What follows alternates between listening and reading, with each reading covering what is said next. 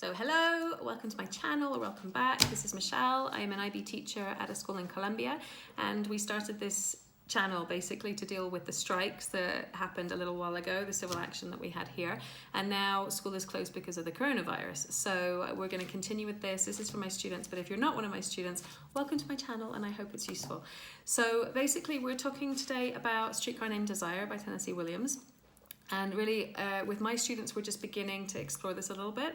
So I just put together some general musings to think about with regard to the play generally, and also with regard to the first scene. So obviously the first scene, we open with the street. And I think this is where we can really see that Tennessee Williams is a master of contrasts, because we can see right from the very beginning that we're going to have opposing worlds, clashing ideas, clashing images and contradictions, which are quite interesting, I think, for a reader, but also, I suppose, for a play, for a director who's going to stage this, or a filmmaker that's going to film it.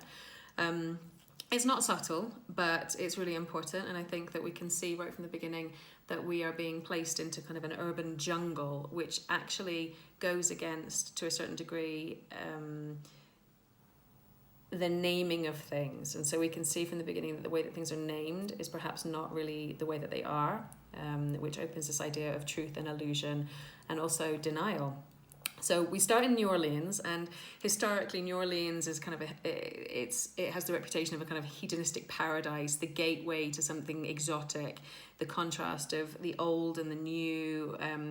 We have this sort of hedonistic paradise, this sort of debauchery, but at the same time we have this sort of aristocratic feeling. So it's a very exotic place historically, New Orleans, where people spoke French and English, mixed the two. We had aristocrats, we had new money, old money, all of these ideas moving around together in a port. And so basically Williams introduces this as, the street has raffish charm. He describes it this way, but at the same time, it's decaying and it's decrepit and it's disintegrating. And so we have this clash between his description and actually what we can see. He also describes the sky as having a particularly tender blue, but actually there's nothing really very tender about the street itself or the lives of the people living in there. And so we have this idea of imagery kind of juxtaposed with decay, which in itself is a bit of a contrast. The history of New Orleans being metropolitan, cosmopolitan, but at the same time debauched, becoming the setting for this sort of urban jungle that Williams is staging for us. So that's the first clue that we have, that things may not be exactly as they seem, and that there's going to be contrasts in here, and some irony there as well with the way that things are juxtaposed. Then we have Blanche. This is our first introduction to the characters. We have Blanche, who arrives out of place, out of time, a little bit startled and shocked and bewildered. It's our first introduction to her, and we can see just from the way that she carries herself that there's sort of an air of social superiority there. She feels entitled to judge, to survey, to kind of carry herself with this aristocratic bearing that we find out a bit later on that she's really not entitled to, considering that she arrives with her trunk and literally pennies in her wallet. And she's plunged into this urban jungle, and we see very, very quickly that she's got almost no tools for survival there. And this is really interesting because she arrives there through the streetcars. We've got Streetcar Named Desire is the title of the play, and it is really interesting because originally Williams didn't name it Streetcar Named Desire, which is quite strange for us because it's become such a part of our, I suppose, cultural heritage that it's hard to imagine it being named anything else. But he had a couple of working titles for it, and the first one was The Moth, which shows, I think, to a certain degree how central Blanche and her fragility is to the play, in terms of facing this urban jungle, facing this new order, this new world order that's happening after the Second World War in 46, 47 when it was written and produced. And then the other title that he had was The Poker Night. And again, this implies this idea of cat and mouse, hunt and prey and be predator and prey, that kind of idea, and the idea that it's sort of a game. So he settled on a streetcar named Desire, and it's actually quite ironic because that implies that there's sort of a journey here, and it is really a metaphor for a journey, but to a certain degree it's a journey that doesn't really go anywhere. Blanche arrives with her dignified little valise with her coins and her sort of old school gentility that's entirely out of place in this new world, this urban jungle that Tennessee Williams sets up. And she arrives on a streetcar. The first one is called Desire, and then she switches to Cemeteries, and then she ends up at Elysian Fields. And so there's a real irony in this, because actually the journey, first of all, doesn't go anywhere particularly. She to a certain degree is at the end of her journey, isn't she? She's lived way too much. She's experienced a lot, and she's tired. And so she's seeking out Stella as some sort of source of shelter for her. And then she ends up in the Elysian Fields, which I suppose culturally we've come to interpret as heaven. But I suppose a Christian heaven doesn't really communicate what that actually was for the Greeks. And it's interesting because there's a couple of Greek ideas in here. The first is that a play, according to the Greeks, should have unities. And the first unity was of time, the other was of space, and the other was of action. And the space in this play is very limited, actually. You know, we're introduced to this street at the beginning, and all of the action takes place in the apartment or just outside of it. So to a certain degree, we do have unity of space or place. In terms of action, the idea is that there should be unity of action, in that there shouldn't be complicated subplots, there shouldn't be huge numbers of characters, that the focus should really be on the principles. And actually, to a certain degree, that's true of this play, isn't it? While there's other things going on in terms of setting, it does really focus on Stanley, Mitch, Stella, and Blanche, and so there is a certain unity there as well. And the fact that there are these two unities is interesting because, again, this idea of a journey coming up, when in actual fact the realism of the play, the naturalism of the play, is very much located within the two unities. Obviously, it doesn't respect unity of time in the sense that it goes on for 5 months. So we've got, I think it's May to September, and so we see how the sort of disintegration happens over a period of time. But it's very claustrophobic in terms of the space and in terms of the action itself. And there is that sense of claustrophobia, of panic inside of the apartment as well, isn't there, as everything is disintegrating and decaying. And there's another irony in there as well with regard to the Elysian Fields, which is that the Elysian Fields were the final resting place of the virtuous or the heroic in Greek mythology. And this was described as writers like Homer and Hesiod. For example, Homer said, the Elysian plain where life is easiest for men. And obviously when we look at that in terms of the play, we can see that there's a real irony in the selection of this as a place name. And Hesiod says, you know, the Elysian plain where they lived untouched by sorrow.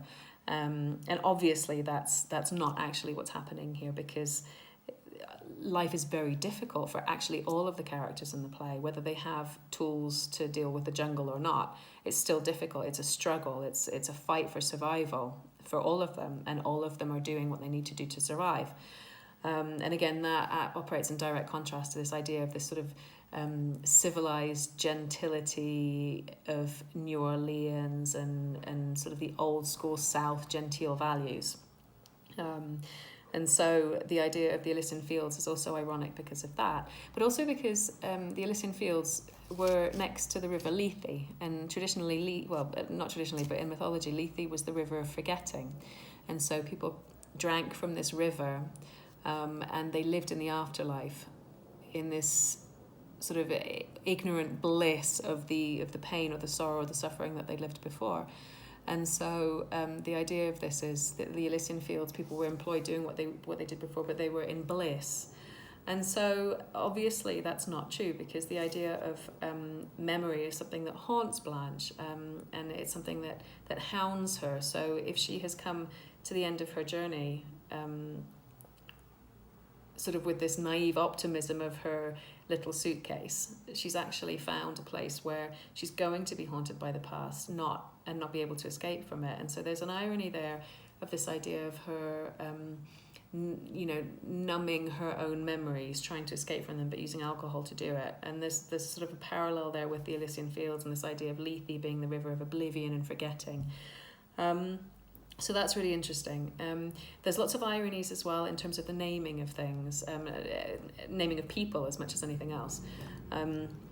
We've got Blanche Dubois, and she, obviously Blanche is white, and a lot of her imagery is white, this idea of sort of floaty, airy, ungrounded. And then her surname Dubois obviously is French for, being wood, solid, concrete, and actually she's very insubstantial. Her whole identity seems to be constructed around sort of a distorted self-image and protecting herself from reality, which with lies, with denial, with attacking other people, and kind of trying to distract using smoke and mirrors to try and convince people that she's something that she's not.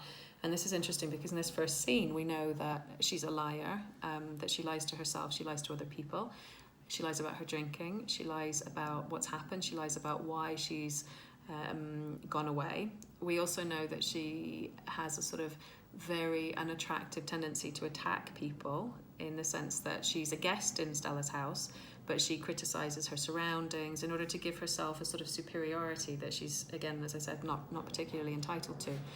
And that's not likable. And so, Tennessee Williams has created a character that's very commanding, in the sense that she attracts our attention, but she doesn't attract necessarily our affection at the beginning. There's something quite pathetic about her denial, and quite irritating about her mannerisms. And so it's interesting that Williams has characterised her in this way, particularly as she's sort of representative of the old world. And this operates in direct contrast to Stanley, who is absolutely a predator who's equipped to cope with this post-Second World War world where classes were shifting slightly and there were opportunities for people that might not have had opportunities before. And he's characterized as being absolutely the alpha male.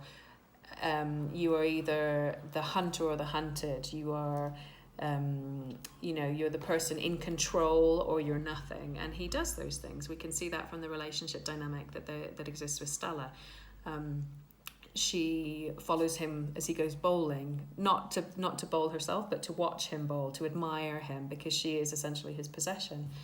And so the first thing we hear about Stanley is that he shouts and he throws meat at Stella, and this is a very sort of primitive masculinity, isn't it? And so what we end up with here is this sort of toxic attraction between Blanche and Stanley that ends up being very, very destructive. In terms of, Stanley, again, he's seen as being very sort of blue collar, very working class, very solid, but very much equipped to deal with the world that's being generated inside this sort of jungle. And then we have Stella, and Stella's name obviously is Star, and it's interesting because there's two sides to Stella, aren't there? There's one which is that she is actually quite stable, and she's not subject to these sort of erratic mood swings that the other two are. Blanche is very erratic in her swinging between identities to a certain degree, between her flirtatiousness, her coquettishness, and then her victimhood and her aggression actually towards Stella in the way that she criticizes her. And Stanley obviously is a violent, aggressive personality, and so he's very, very erratic as well. And to a certain degree, Stella is the point that's a little bit more stable, and so they're both sort of attracted to her as well. They're attracted to each other, but they're attracted to her as well. And obviously, I suppose Blanche is attracted to Stanley because because of his physicality, his masculinity, his capability to survive in the new world where she is not. And Stanley is attracted to her because he can't possess her, particularly because of this idea of class and because of her superiority, perceived superiority. So even though he's actually doing better in the world to a certain degree than she is, he still can't have her in that way. And so there's that sort of toxic attraction, but they're attracted to Stella a little bit more because of her purity, I suppose. But then you do wonder by the end of the play if Stella actually is that pure, because the implication is, to a certain degree, to keep her husband happy, she's essentially, sacrificed Blanche. So again, there's that in there as well that makes us question, to what degree are we capable of doing what we need to survive in a world where we may not necessarily have the tools to do so. And so, and then we also have this idea of bel rêve, which is the beautiful dream. And actually it's a nightmare. We see that in order to sort of preserve or conserve this old world, this house that was so important to Blanche and Stella's family, it's actually turned into a bit of a nightmare. And so the naming of things is really, really important within the body of the play and within the characterization of the play, and also within the sort of the ironies that are there. So, this first scene is really, really important in terms of highlighting conflict of class, conflict of gender, conflict of the inside and the outside, truth and illusion. The references between the references about Elysian Fields and the irony embedded in that as well. And so, I think it should really be noted as well that this was 1947, 1946, 1947, and never before had these kinds of conflicts, particularly that as sex and the attraction and sex being a source of power and domination, and the sort of primitive sexual pull that people can have for each other, that this had never really been done before. And it was quite sort of amoral in the sense that it's portraying a world that's outside of good and evil, really. It's sort of a law unto itself. It's the law of the jungle, the law of survival, the survival of the fittest. And that's quite provocative, particularly at that period in time. And this idea that morality and delicacy is a privilege of wealth and class, and that we can't necessarily expect those to be valid tools in a world that's moved beyond that, whether we like it or not. And I suppose, Williams is asking us to question what happens when the brutes, I suppose, are in control, when they are the only ones that have the tools to survive. And also, to what degree should we follow our own kind of base, darker desire for experience, and is there a value in that as well? So there's a lot of irony in here. There's a lot of clashing values, clashing cultures, clashing ideas embedded in this first scene. We're sort of introduced to this netherworld, this underworld where there doesn't seem to be any movement, and that is an idea of the Elysian Fields as well. It was sort of not limbo in a negative sense, but it was eternity, a paradise, but not in a Christian sense, more in a forgetting sense, in a blissful sense, and so. All of this works together to sort of set up the play and get us ready, I think, for the violence and the distraction that's going to happen a bit later on. So I hope that was useful, and thank you very much. If you would like to subscribe to my channel or give me a thumbs up, I would be very grateful. And that's it for today. So bye-bye.